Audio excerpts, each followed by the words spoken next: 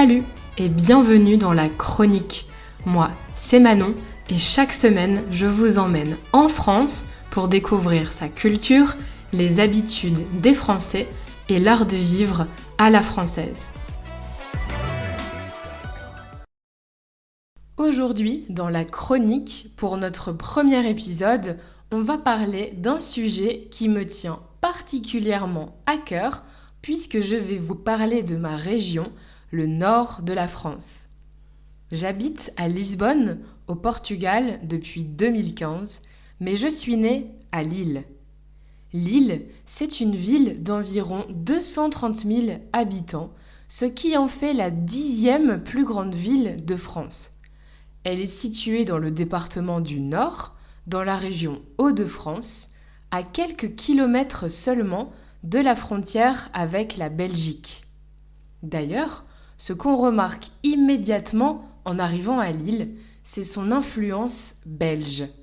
Plus exactement, flamande, c'est-à-dire des Flandres. Ce qui est atypique à Lille, c'est qu'on est français, mais on est aussi un petit peu belge dans le cœur. Beaucoup de personnes ont même de la famille en Belgique, et nous sommes très nombreux, comme moi, à porter un nom de famille flamand. On peut dire qu'on partage la culture des deux pays. Par exemple, quand la majorité des Français boivent du vin, eh bien nous, à Lille, on boit de la bière. Il y a beaucoup de brasseries. Une brasserie, c'est le lieu où on fabrique la bière. Et on a des centaines de bières différentes, toutes préparées dans le style belge. Si vous allez au supermarché, dans le nord de la France, vous allez voir un rayon bière immense en comparaison avec les autres régions. Très influencé par la cuisine flamande. Le restaurant traditionnel du Nord, l'équivalent du bistrot parisien, ça s'appelle un estaminet. C'est toujours un endroit chaleureux, animé, souvent décoré de bibelots anciens, comme si on était chez sa grand-mère. On y va pour manger, bien sûr, mais aussi pour s'imprégner de la chaleur et de la générosité des gens du Nord. On y mange de la carbonade flamande, c'est un plat de bœuf mijoté, cuisiné pendant des heures dans de la bière. C'est servi avec des frites, bien sûr. On mange aussi du potchevlech, oui, du potchevlech, qu'on appelle aussi potch pour aller plus vite. C'est un plat flamand qui consiste en des morceaux de viande, du porc, du lapin, du poulet, du veau, préparés dans une gelée, une gélatine, et servis avec des frites. Je sais que l'aspect n'est pas très appétissant, mais je vous assure que c'est très très bon. On mange aussi beaucoup de moules avec des frites et des fruits de mer comme des petites crevettes grises qu'on trouve beaucoup en Belgique. Et comment évoquer le nord de la France sans parler du maroilles ?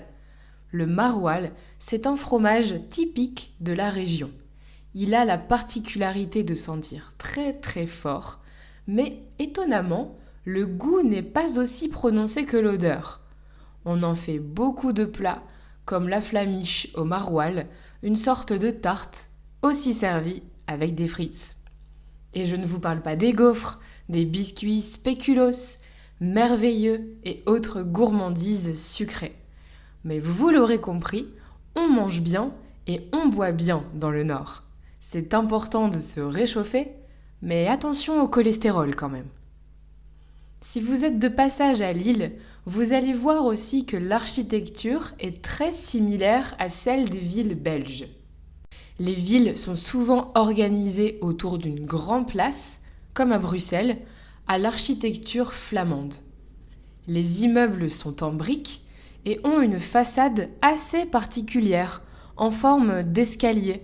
Je vais ajouter une photo dans la transcription de l'épisode pour que vous puissiez voir à quoi ça ressemble.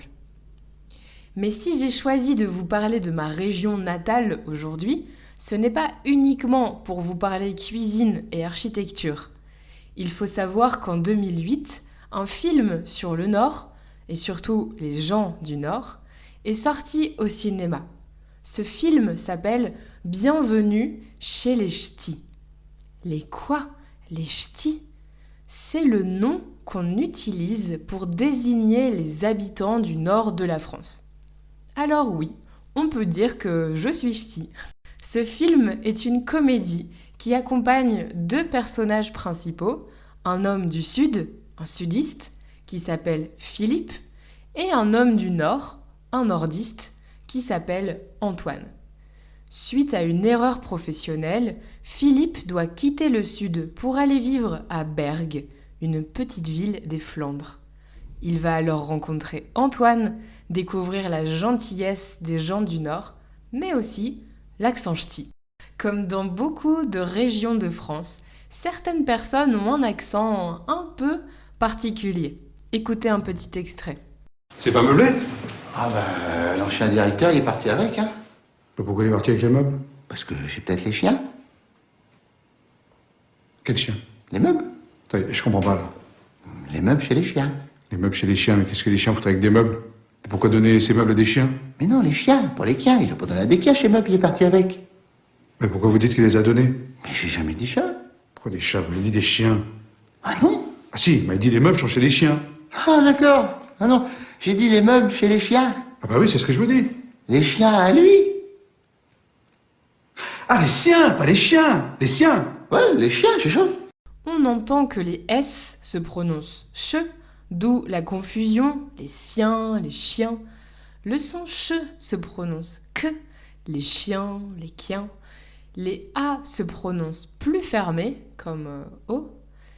On ajoute volontiers un à la fin des phrases. Mais il existe aussi de nombreuses expressions en ch'ti. On dit qu'il drache quand il pleut. Une wassingue est une serpillière, l'objet qu'on utilise pour laver le sol.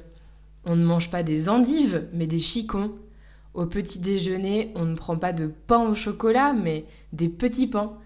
Et bien sûr, on déjeune à la baraque à frites. Bah, il est où votre restaurant? Hein? Quel restaurant? Bah, votre restaurant là. Baraque à frites.